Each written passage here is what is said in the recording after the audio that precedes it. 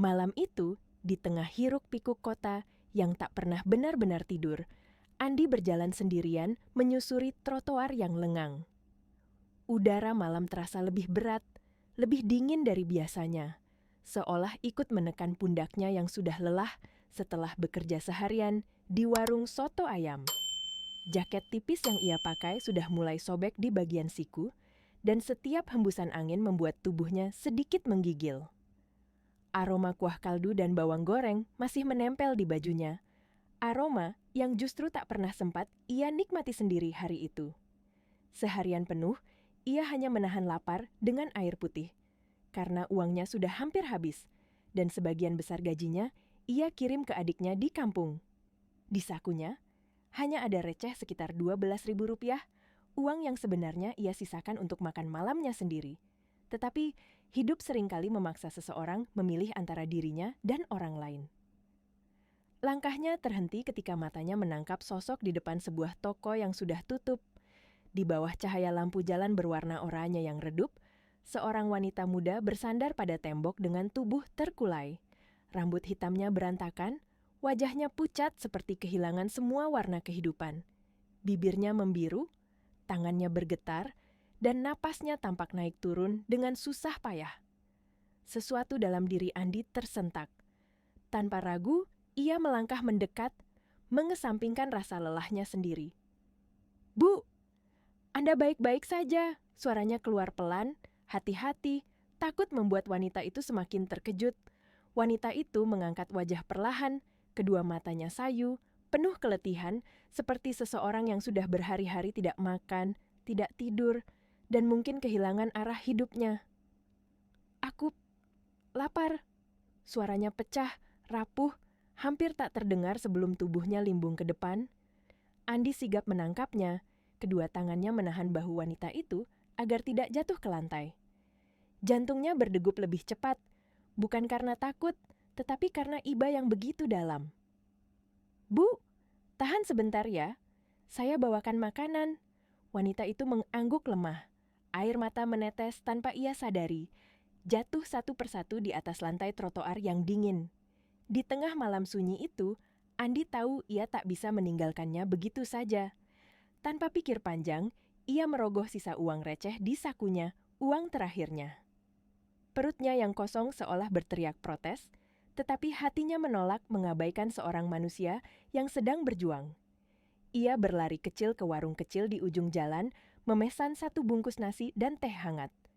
Penjual warung sempat menatapnya dengan iba, memahami betapa tipisnya uang yang Andi serahkan, namun tetap melayaninya tanpa banyak bicara. Ketika makanan siap, Andi kembali bergegas. Wanita itu kini duduk bersandar dengan mata terpejam, seperti menahan pusing yang hampir membuatnya tumbang. "Ini Bu, makan dulu ya, pelan-pelan." Andi membuka bungkus nasi dan meletakkannya di pangkuannya. Wanita itu memandang makanan itu lama, seperti tidak percaya makanan hangat itu benar-benar ada di depannya. Tangannya gemetar ketika mengambil sendok. Suapan pertama membuat air matanya mengalir deras. Bukan hanya karena rasa lapar yang terobati, tetapi karena ia merasakan kebaikan yang sudah lama tidak menyentuh hidupnya. Kenapa kamu bantu aku?" tanyanya dengan suara pecah. Andi tersenyum kecil, duduk di sampingnya sambil tetap menjaga jarak sopan. "Karena kalau manusia nggak bantu manusia, terus siapa lagi, Bu?" Jawabannya sederhana, namun tulus. Dan justru ketulusan itulah yang membuat wanita itu kembali menangis. Di balik air matanya, tersimpan rasa kesepian yang begitu dalam. Kesepian yang akhirnya disentuh oleh kebaikan seorang asing. Wanita itu makan perlahan, setiap suapan seperti membangunkan kembali nyawa yang hampir padam. Andi diam mendampinginya, memastikan ia tidak pingsan lagi. Lampu-lampu kendaraan terus melintas, tetapi tak satu pun berhenti. Hanya dua manusia di sudut kota yang saling menghangatkan dengan sesuatu yang lebih dari sekadar nasi dan teh hangat. Kemanusiaan. Sesekali wanita itu melirik Andi dengan tatapan bingung, takut, dan penuh keraguan, seolah ia tidak percaya seseorang bisa begitu tulus tanpa meminta imbalan. "Kenapa kamu nolong orang asing?" tanyanya lagi, suaranya bergetar. Andi tersenyum lembut. "Yah, kalau bukan kita yang saling bantu, siapa lagi?" Angin malam bertiup pelan, menggerakkan rambutnya yang kusut. Ada beban berat yang tersimpan di tatapannya. Sesuatu yang jelas ingin ia ceritakan, namun ia tahan dalam diam. Andi tidak memaksa, ia tahu kadang orang lebih butuh ditemani daripada ditanyai. Setelah wanita itu selesai makan dan meminum teh hangat, ia perlahan mencoba bangkit. Andi membantu menahan lengannya, memastikan tubuh wanita itu tidak goyah lagi. "Aku harus pergi." Suaranya masih lemah, tetapi sebelum melangkah, ia menatap Andi dengan mata yang berkaca-kaca. "Aku nggak tahu harus gimana balasnya." Andi menggeleng cepat. "Ibu nggak perlu balas apa-apa. Yang penting ibu baik-baik saja." Wanita itu terdiam lama, seolah ingin mengatakan sesuatu. Namun akhirnya hanya berbisik lirih. "Terima kasih, kamu menyelamatkanku malam ini." Andi tersenyum, menunduk kecil. Mereka berpisah tanpa nama, tanpa rencana, tanpa tahu bahwa pertemuan singkat di malam yang dingin itu akan menjadi awal dari perubahan besar dalam hidup keduanya. Takdir belum selesai mempertemukan mereka. Pagi itu, langit tampak pucat, seperti ikut merasakan lelah yang menumpuk di tubuh Andi. Setelah memastikan wanita yang ia bantu semalam benar-benar aman, ia baru bisa pulang menjelang subuh. Tidurnya bahkan tidak sampai 1 jam. Namun tubuhnya yang sudah terbiasa bekerja keras memaksa bangun, membasuh wajahnya dengan air dingin, lalu berlari menuju warung soto tempat ia bekerja. Jam tangan tuanya menunjukkan angka yang membuat dadanya mencelos. Ia terlambat 15 menit. "Andi, cepat, cepat." Gumamnya pada diri sendiri, napasnya masih tercekat karena berlari. Deretan kios yang baru buka, ia lewati dengan langkah terburu-buru. Warung soto ayam itu sudah ramai dengan persiapan pagi. Aroma kuah mendidih, bunyi panci beradu, dan wangi jeruk limau yang khas mengisi udara. Namun, semua aroma itu tidak membuat Andi tenang, justru semakin membuatnya cemas. Ia tahu betul bahwa bosnya Pak Rudi sangat tidak suka karyawan datang terlambat. Bahkan semenit saja. Begitu ia membuka tirai plastik warung, suara berat Pak Rudi langsung meledak seperti petir yang menghantam pagi. "Andi, kamu datang jam berapa ini?" Andi terperanjat. Nafasnya masih tersengal-sengal. "Pak, maaf, saya hanya terlambat sedikit. Tadi malam saya..." Namun kalimat itu terpotong saat Pak Rudi menepuk meja dengan keras. Mangkuk-mangkuk di atasnya sampai bergoyang. "Saya nggak mau dengar alasan. Sudah 3 kali kamu terlambat minggu ini." Andi menelan ludah, menunduk pelan. "Iya, Pak. Tapi semuanya karena hal yang tidak bisa saya hindari." Matanya memohon, bukan mencari pembenaran, tetapi hanya berharap sedikit pengertian. Namun Pak Rudi tidak peduli.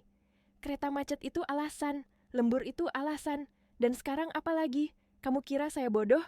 Pak, tadi malam saya lihat ada ibu-ibu yang mau pingsan di jalan. Saya cuma, siapapun itu bukan urusan saya."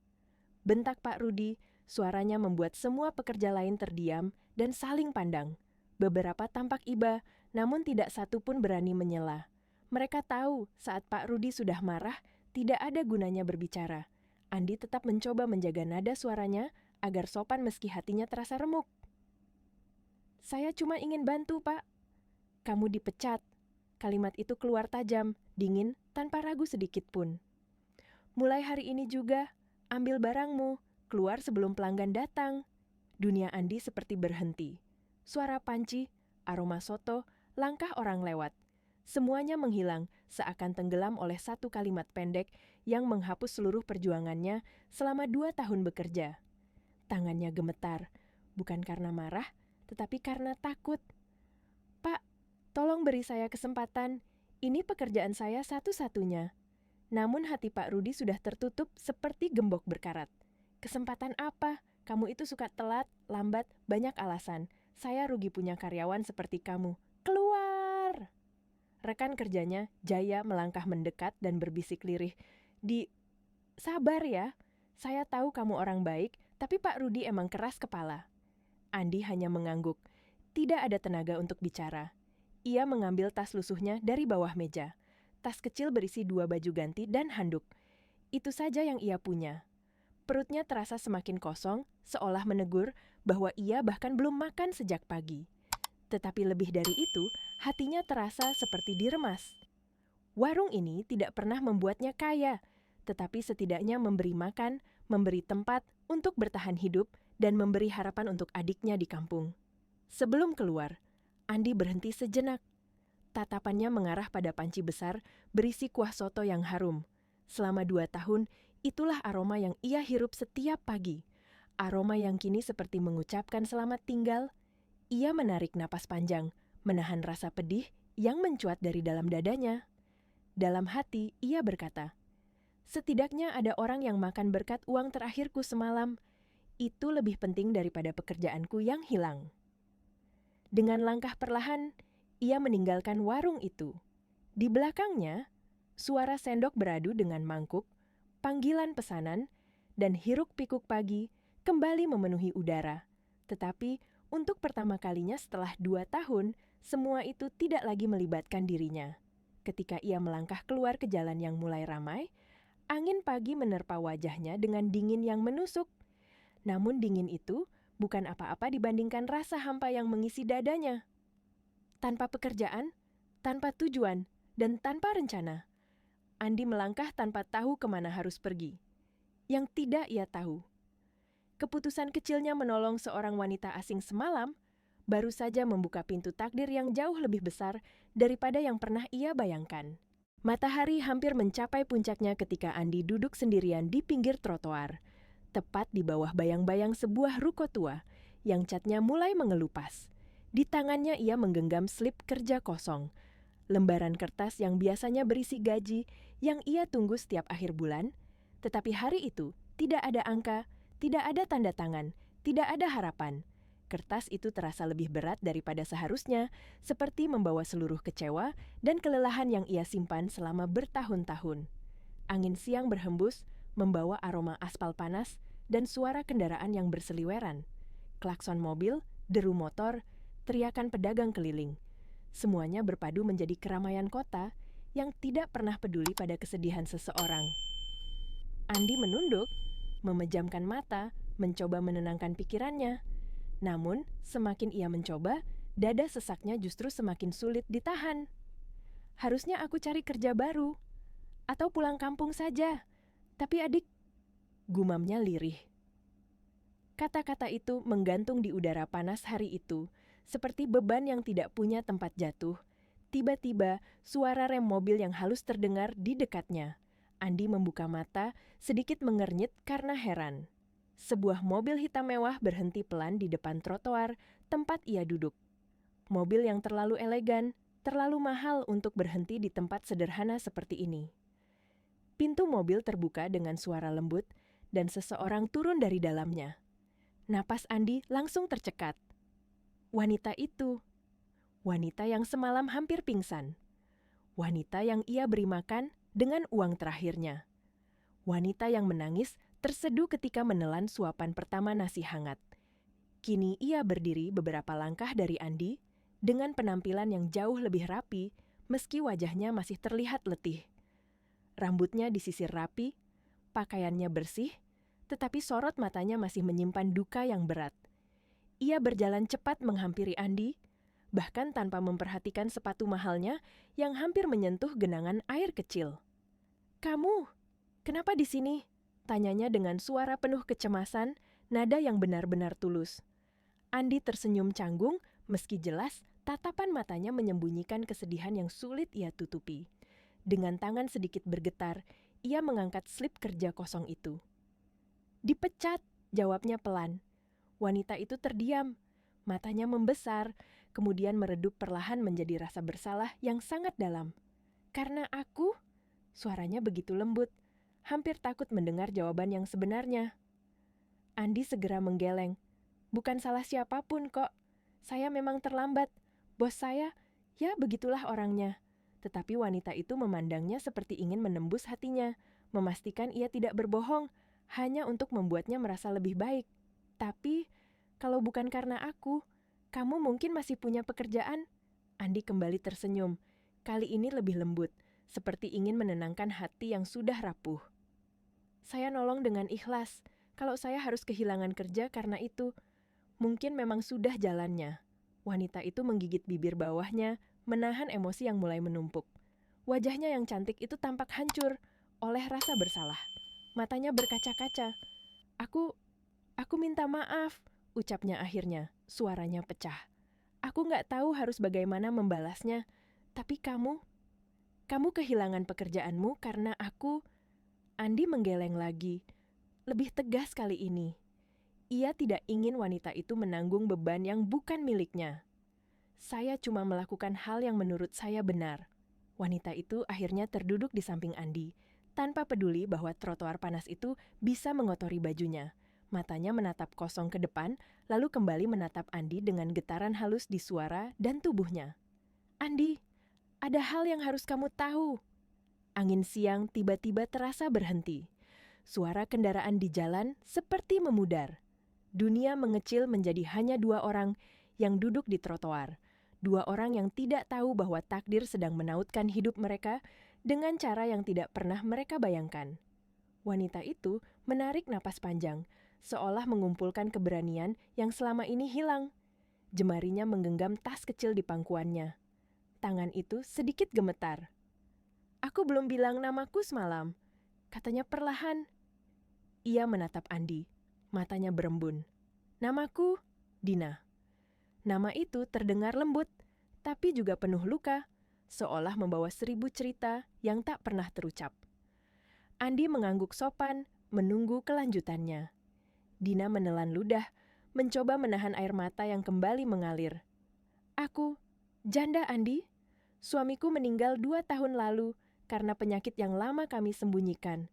Setelah dia pergi, hidupku seperti kehilangan separuh nyawa. Andi tidak memotong. Empatinya begitu jelas, terlihat dari cara ia menatap Dina. Dina melanjutkan dengan suara bergetar. Aku masih punya orang tua, setidaknya sampai 3 minggu lalu. Air matanya jatuh lagi, jauh lebih deras dari sebelumnya. Mereka sekecelakaan, mobil mereka tergelincir. Tidak ada yang tersisa. Andi terpaku. Luka itu jelas masih sangat baru, sangat tajam, dan sangat dalam. Dina menarik napas tersengal. Aku nggak sanggup berada di rumah itu lagi. Semua ruang penuh kenangan, penuh suara yang tidak ada lagi. Ia menutup wajahnya dengan kedua telapak tangan. Tangisnya pecah, lembut namun menyayat. Aku keluar rumah tanpa membawa apapun. Dompetku, HP-ku, identitas, semuanya tertinggal. Aku cuma ingin lari dari semuanya. Aku berjalan sampai tubuhku nggak kuat lagi, dan akhirnya kelaparan. Ia memandang Andi dengan mata yang merah dan penuh rasa syukur. Andi, kamu menyelamatkanku. Kamu bahkan pakai uang terakhirmu hanya untuk membuatku makan. Padahal kamu sendiri pasti lapar. Andi tersenyum kecil. Tidak apa-apa. Jangan bilang tidak apa-apa, potong Dina sambil mengusap air matanya. Karena untukku, itu bukan hal kecil, itu harapan. Untuk pertama kalinya sejak pagi itu, di tengah panasnya siang dan hiruk-pikuk kota, Dina tersenyum tipis, senyum yang penuh luka, penuh ketakutan, namun juga penuh rasa hangat yang baru ia rasakan lagi setelah sekian lama. Dan Andi merasakan hatinya ikut hangat. Ia tidak tahu bahwa pertemuan singkat itu akan membawa mereka jauh, lebih jauh dari yang ia bayangkan. Untuk beberapa detik setelah Dina menceritakan luka-lukanya, dunia terasa diam. Tidak ada suara selain alunan napas yang berat dan sesekali isak kecil dari Dina. Andi tidak tahu harus berkata apa. Ia bukan orang yang pandai bicara, tetapi ia tahu bagaimana rasanya kehilangan. Bagaimana rasanya hidup tanpa pegangan. Dan kini, wanita yang baru ia kenal semalam itu duduk di sampingnya, membawa cerita kehilangan yang jauh lebih dalam dari apapun yang pernah ia bayangkan. Dina mengusap pipinya pelan, mencoba menenangkan diri, meski tangannya masih bergetar. Tadi malam, saat aku hampir pingsan itu, aku benar-benar merasa dunia sudah berhenti peduli padaku. Suaranya pelan, hampir tenggelam dalam hiruk-pikuk jalan. Aku lapar, bukan hanya karena tidak makan, tapi karena aku merasa kosong kosong sekali. Andi mendengarkan tanpa menyela. Ada sesuatu di matanya, sesuatu yang membuat Dina merasa aman untuk pertama kalinya setelah berminggu-minggu terjerumus dalam kesedihan. Dan kamu, Dina menatapnya dengan mata berkaca-kaca. Kamu datang seperti orang pertama yang melihat aku sebagai manusia. Bukan sebagai pewaris, bukan sebagai janda kaya, bukan sebagai orang yang patut dikasihani.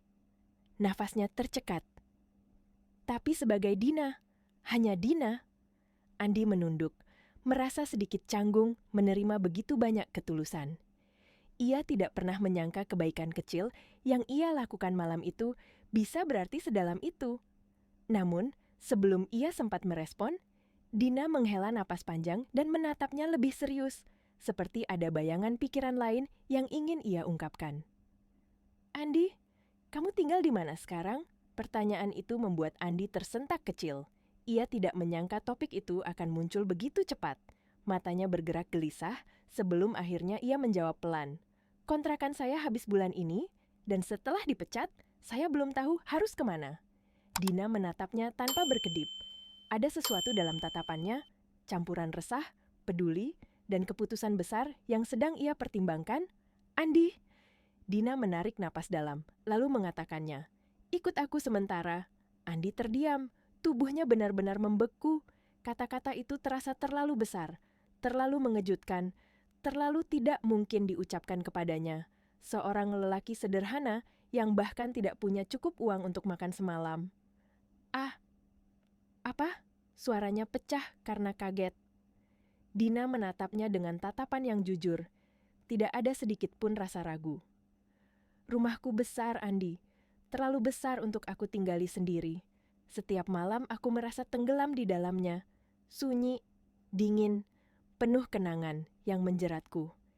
Ia menggigit bibirnya menahan emosi yang kembali naik. Aku butuh seseorang yang jujur berada di sekitarku. Seseorang yang aku tahu tidak punya maksud lain, setidaknya. Sampai aku bisa berdiri lagi. Andi menelan ludah. Dadanya terasa panas oleh rasa haru dan gugup sekaligus. Bu, maksud saya Dina. Saya ini cuma pekerja warung soto. Saya nggak pantas masuk rumah orang kaya. Baju saya cuma begini. Saya nggak punya apa-apa. Justru itu. Dina memotong lembut namun tegas.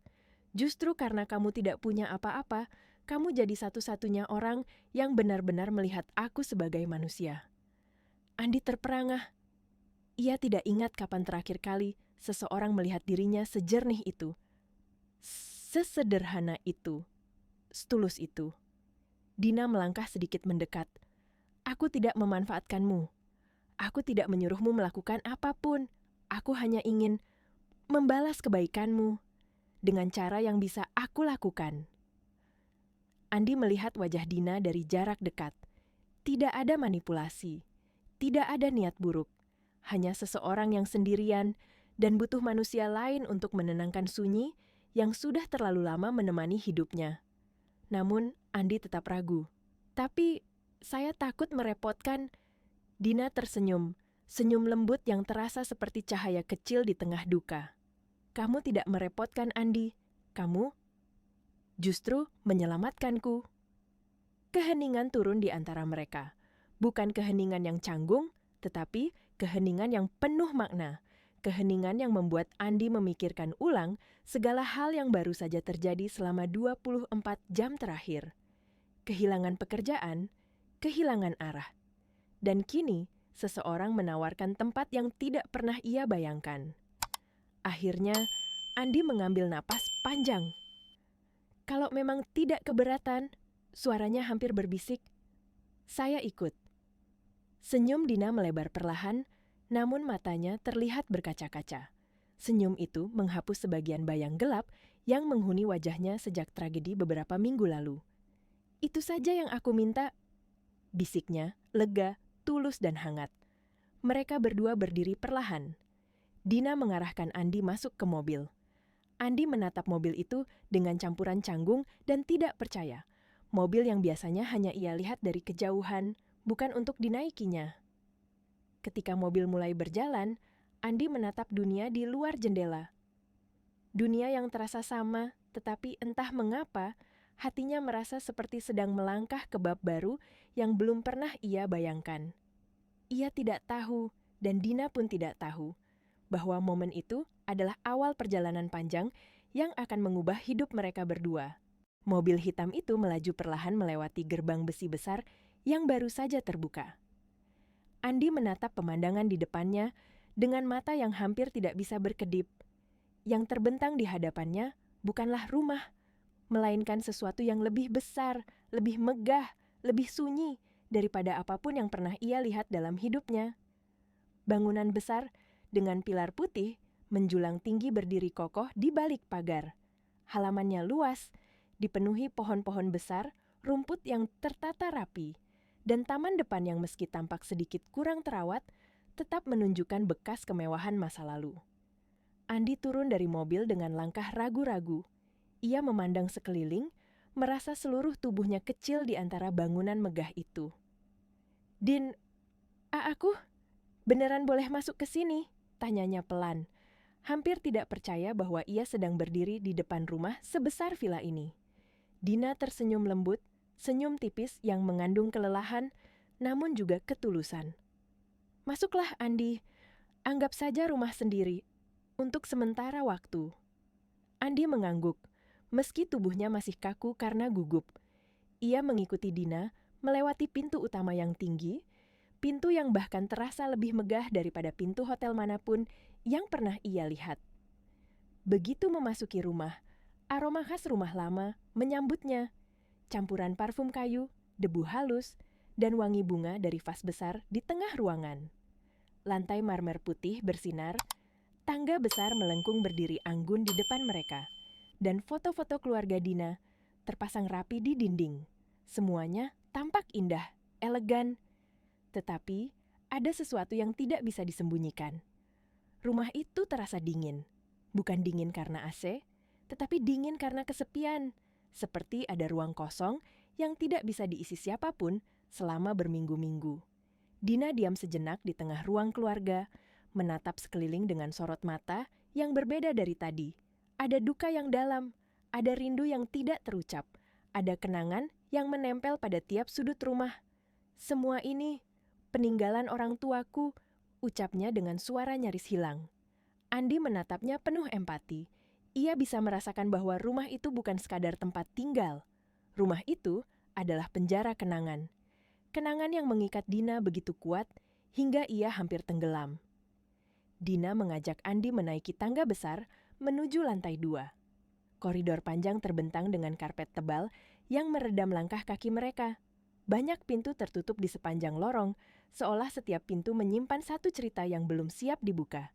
Ketika Dina membuka salah satu pintu, ia berucap pelan, "Kamar ini untukmu."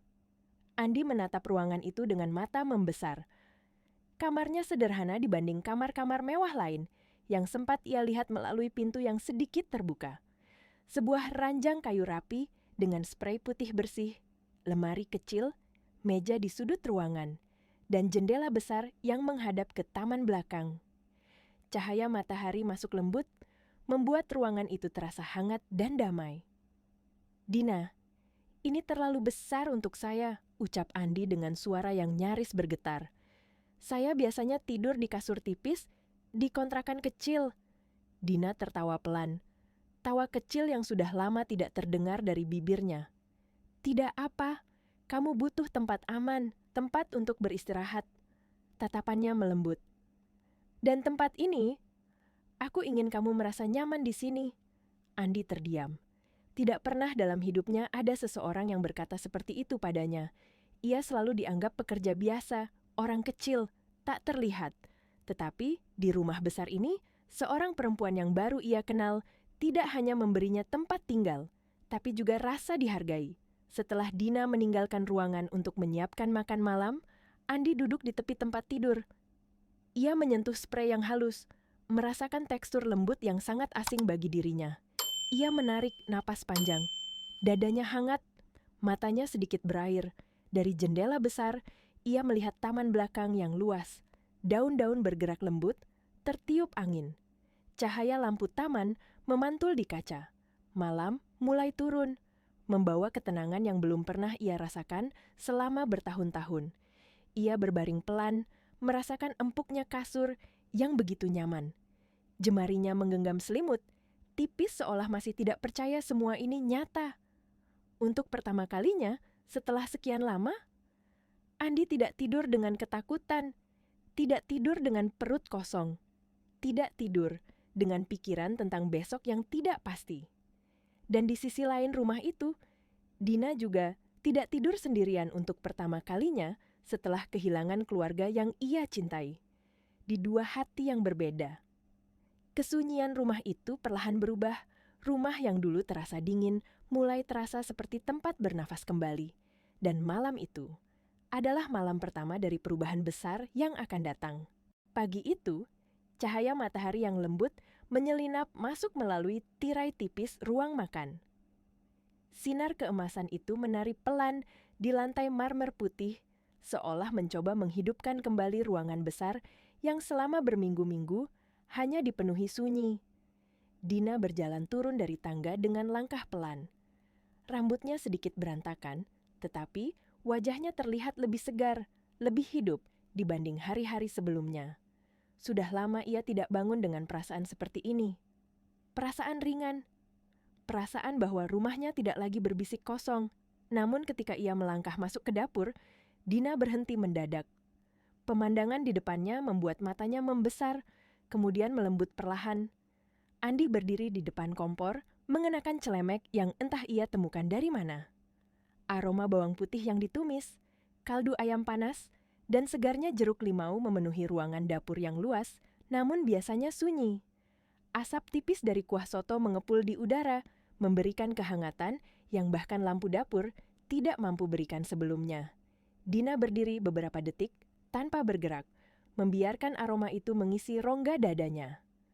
Aroma yang mengingatkannya pada sesuatu, pada rumah yang hidup, pada kebahagiaan kecil, pada orang-orang yang dulu mengisi pagi harinya.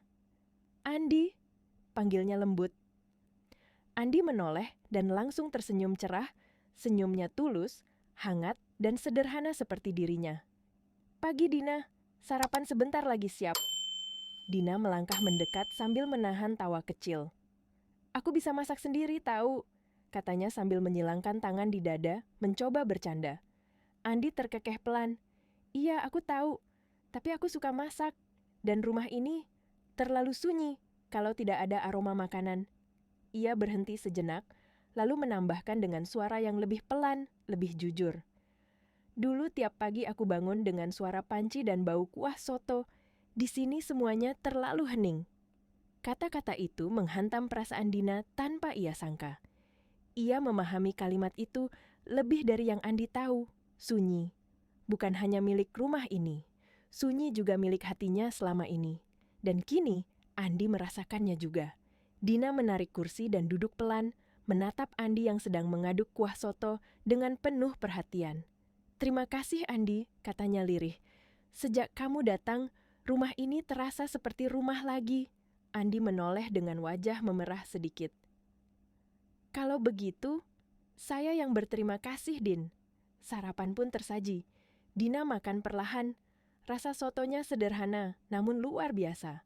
Gurihnya lembut, kuahnya hangat, aroma bawang goreng dan jeruk limau menyatu sempurna.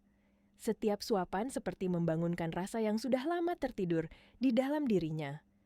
Perasaan bahwa ia tidak lagi benar-benar sendiri. Setelah selesai makan, Dina meletakkan sendok dan menatap Andi dengan serius, lebih serius dari sebelumnya. "Andi." Andi yang sedang membereskan meja menoleh dengan cepat. "Iya, Dina." Dina mengambil napas pelan, seolah mencoba memilih kata yang tepat. "Aku ingin memberimu modal." Andi berhenti. Tangan yang memegang piring hampir terjatuh dari genggamannya. Modal?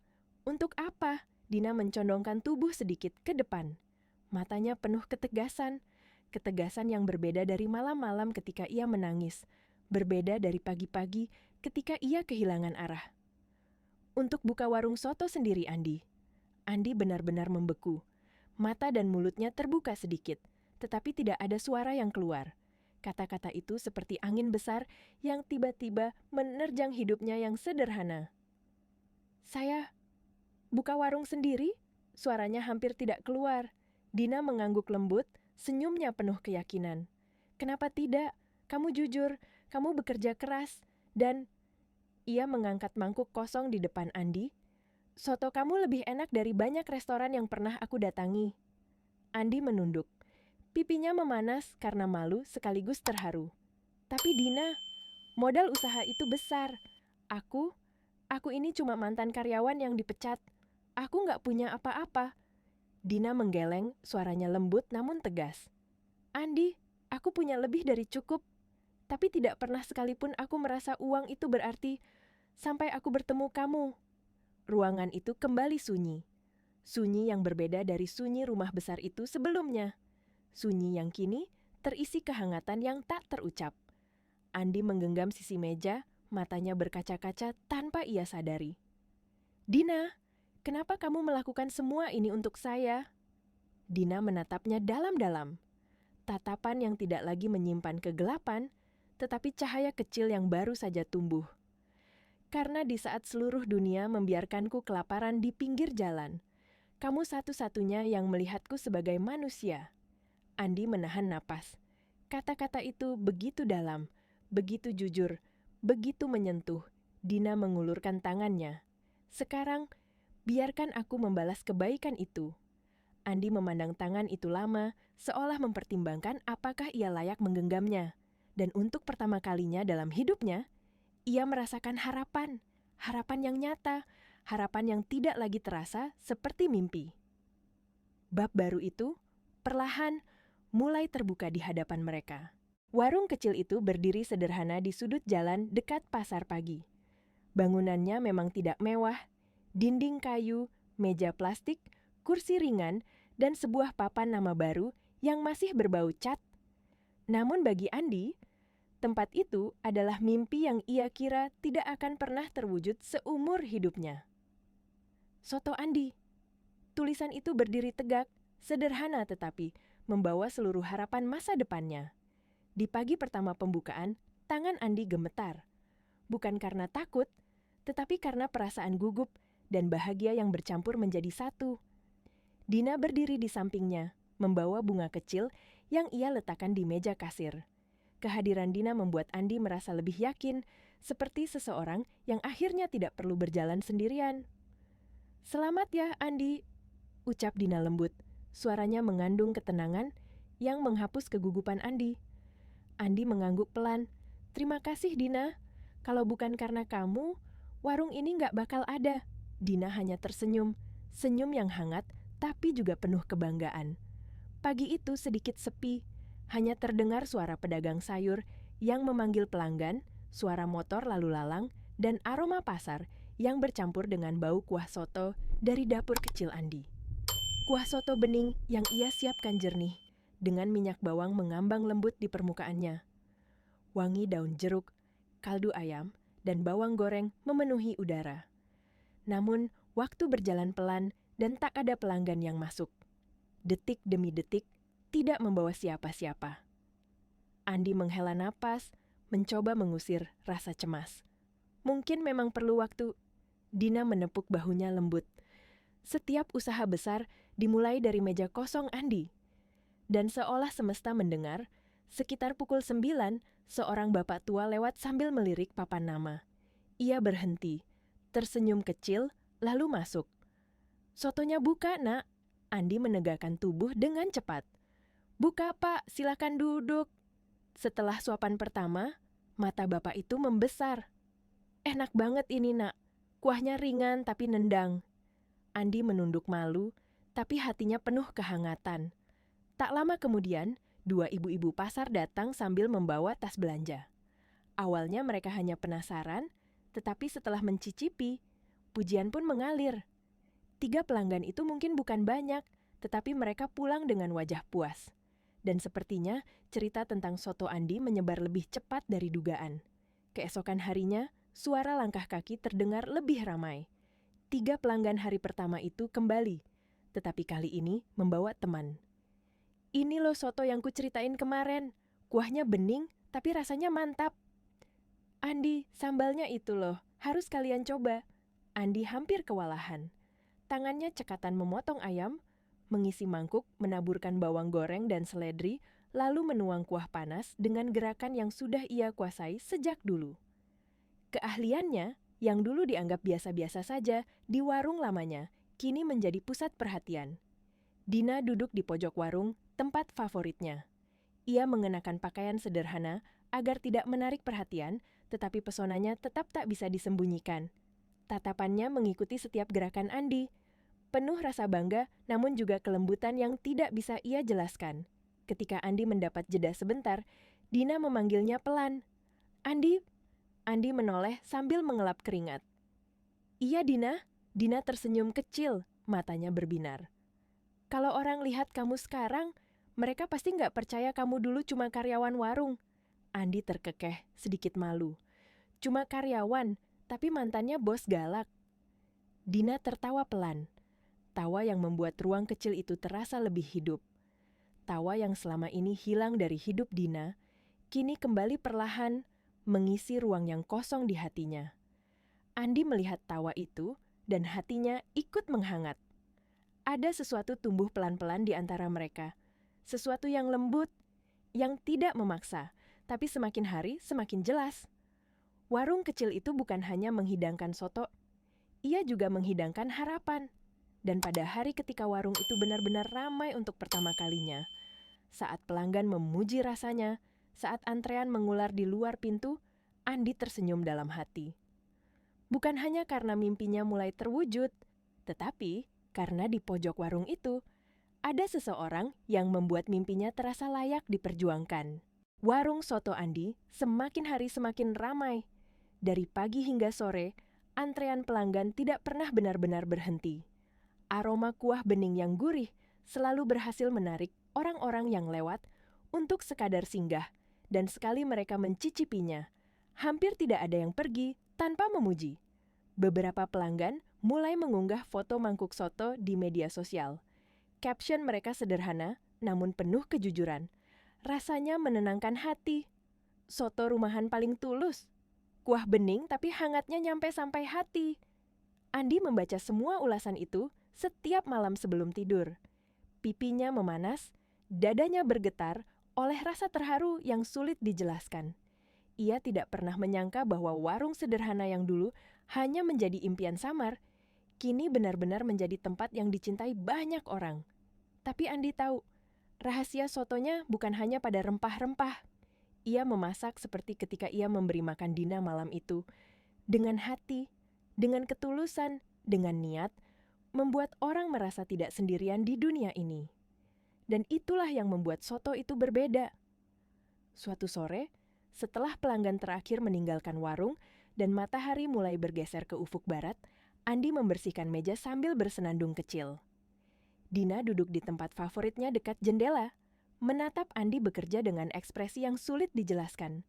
Ada kebanggaan, ada ketenangan, dan ada sesuatu yang jauh lebih lembut, sesuatu yang tidak berani ia akui. Andi memeriksa meja terakhir kemudian mendekati Dina. "Capek?" tanya Dina pelan. Andi tersenyum. "Enggak kok, rasanya senang lihat pelanggan puas." Dina mengangguk, namun matanya menyeratkan sesuatu yang dalam. Ia menatap Andi cukup lama, hingga Andi merasa sedikit canggung. "Andi," panggilnya lembut. Andi menoleh sambil mengeringkan tangan dengan serbet. "Iya, Din." Dina menarik napas, seolah sedang mengumpulkan keberanian. Tatapannya penuh emosi yang selama ini ia tahan. "Andi, kamu mengubah hidupku." Kalimat itu menghantam Andi begitu kuat. Ia terdiam, mendekati kursi Dina, dan duduk pelan di depannya. "Saya?" tanyanya dengan suara rendah, hampir tidak percaya. "Bukannya kamu yang bantu saya. Kamu yang kasih saya tempat tinggal. Kamu yang beri modal usaha," lanjut Andi. Suaranya mulai bergetar. Dina menggeleng pelan, matanya mulai berkaca-kaca. "Andi, sebelum aku bertemu kamu, aku bangun setiap hari dengan rasa hampa. Semua orang yang aku sayangi pergi begitu cepat. Rumahku penuh kenangan menyakitkan. Aku kehilangan arah. Aku bahkan tidak tahu apakah aku ingin bertahan waktu itu." Andi menahan napas. Kata-kata itu seperti pisau yang menyayat di dalam dirinya, bukan karena menyakitinya, tetapi karena kini ia benar-benar menyadari seberapa dalam luka Dina sebenarnya. Dina menunduk. "Lalu aku bertemu kamu," suaranya pecah. "Seorang pria asing yang bahkan tidak mengenalku, tapi memberikan sisa uang terakhirnya agar aku bisa makan. Kamu tidak tahu seberapa besar arti itu bagiku." Andi menatap meja, mencoba menyembunyikan matanya yang mulai berkaca-kaca. Dina melanjutkan, suaranya makin lembut, tapi penuh ketulusan. "Kamu membuatku ingin hidup lagi, Andi. Kamu membuatku merasa dunia ini masih punya orang baik." Keheningan jatuh di antara mereka. Keheningan yang tidak dingin, tidak canggung.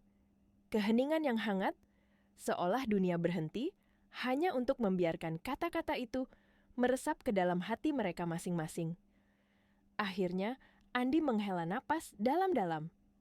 "Dina, saya hanya melakukan apa yang seharusnya dilakukan manusia." "Tapi itulah yang membuatmu berbeda, Andi," Dina memotong pelan.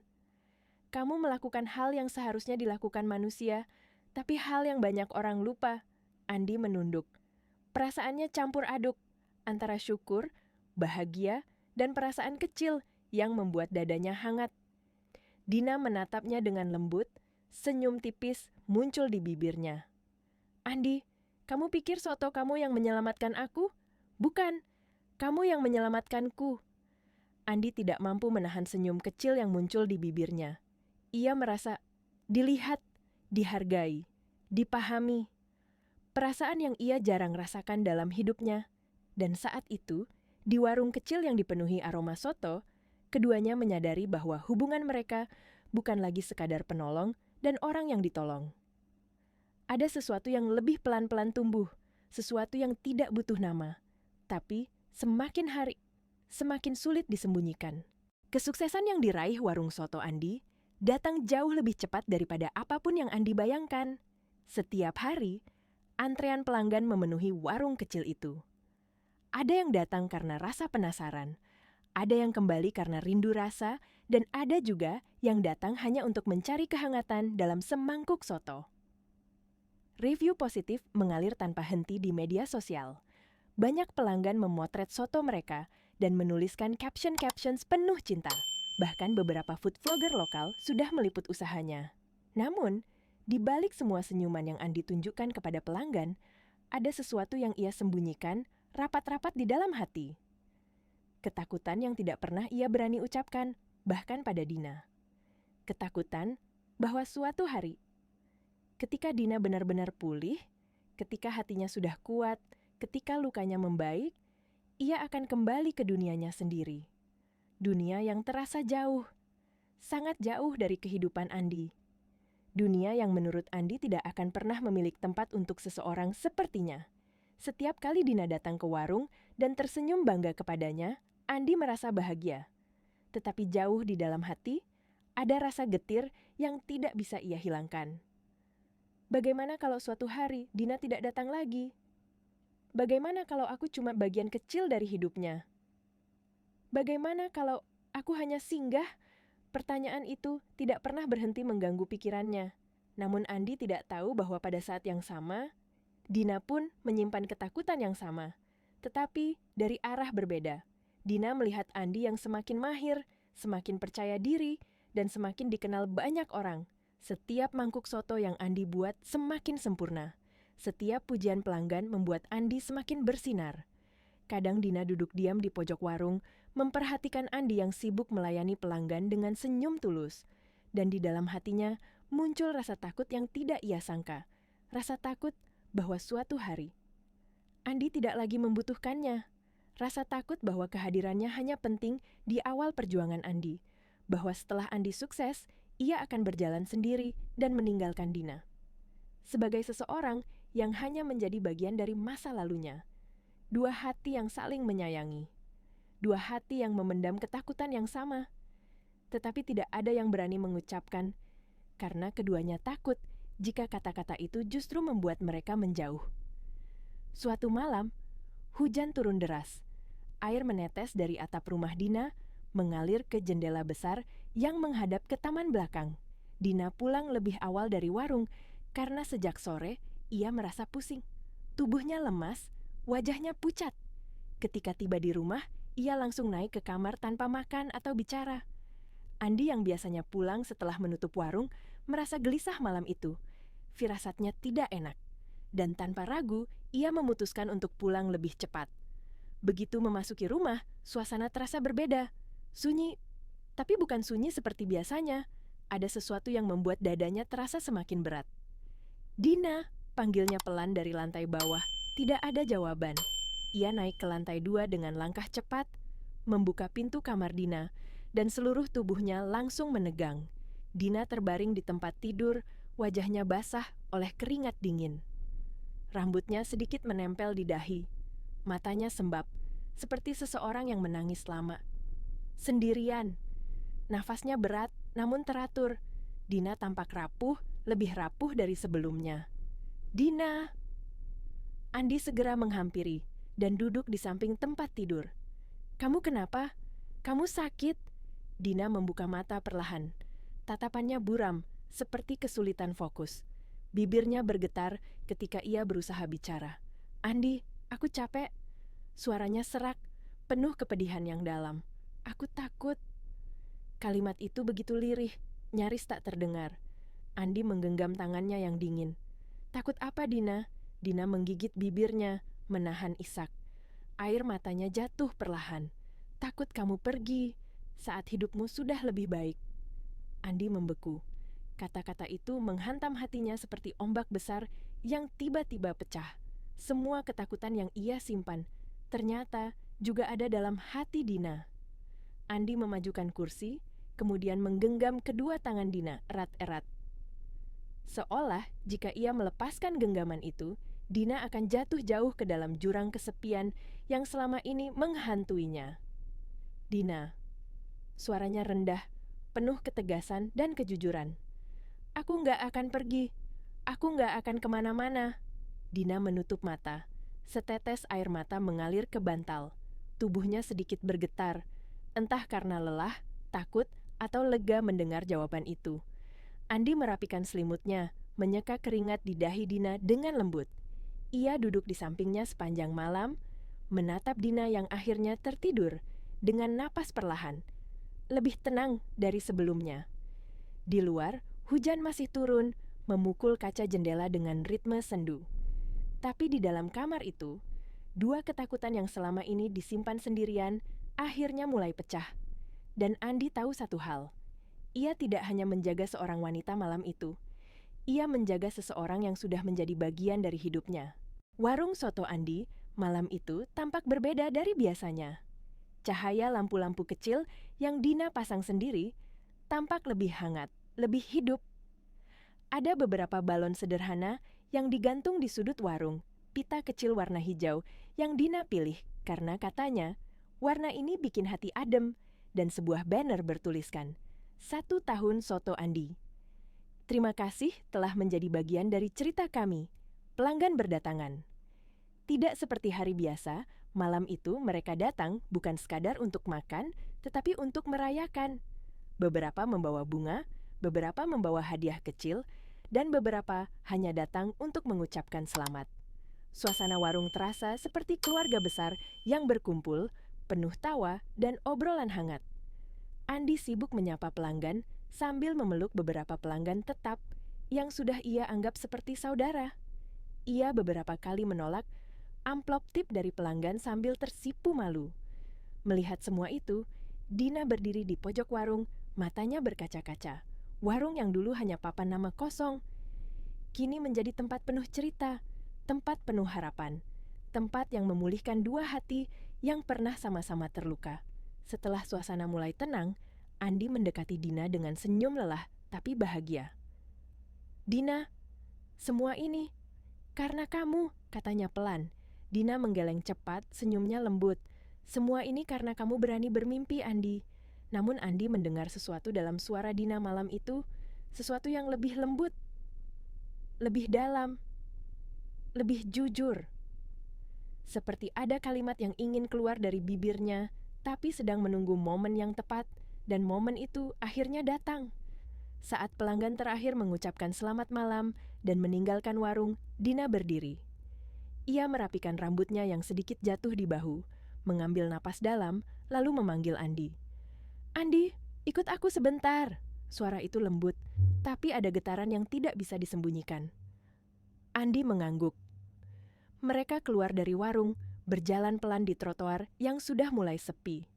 Lampu jalanan menyinari langkah mereka, menciptakan bayangan panjang di belakang. Udara malam terasa lembut, dan terdengar bunyi dedaunan ringan jatuh dari pohon. Mereka berhenti di bawah pohon angsana besar dekat warung. Daunnya berguguran pelan, seperti hujan tipis yang jatuh di malam yang hangat itu. Dina berdiri menghadapi Andi. Tangannya sedikit gemetar, sebelum akhirnya ia menggenggam tangan Andi erat-erat. "Andi," suaranya bergetar, "ada sesuatu yang belum pernah aku balas." Andi menatapnya bingung. "Apa itu, Dina?" Dina menelan ludah.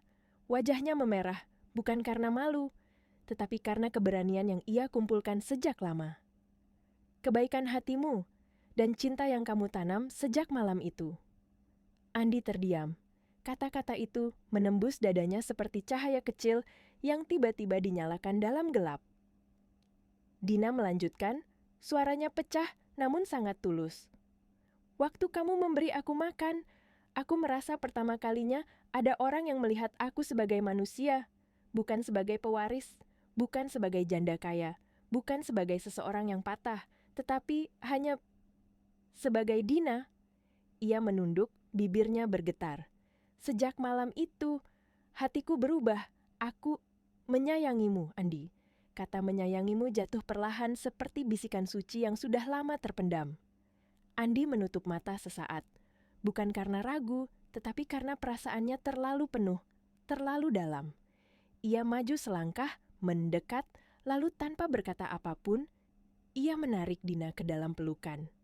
Pelukan itu hangat, lembut, tidak terburu-buru.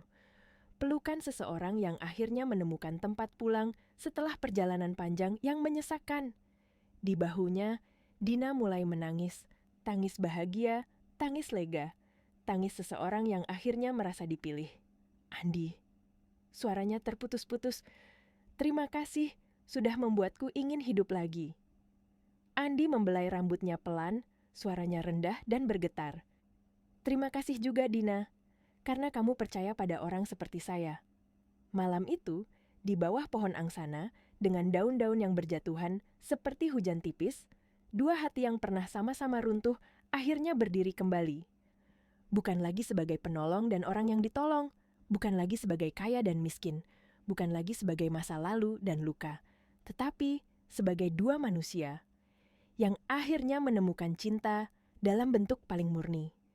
Cinta yang tumbuh dari uang terakhir seorang pekerja soto, cinta yang tumbuh dari nasi hangat di malam gelap, cinta yang menjadi takdir, dua hati yang pernah hancur tetapi kini sembuh bersama.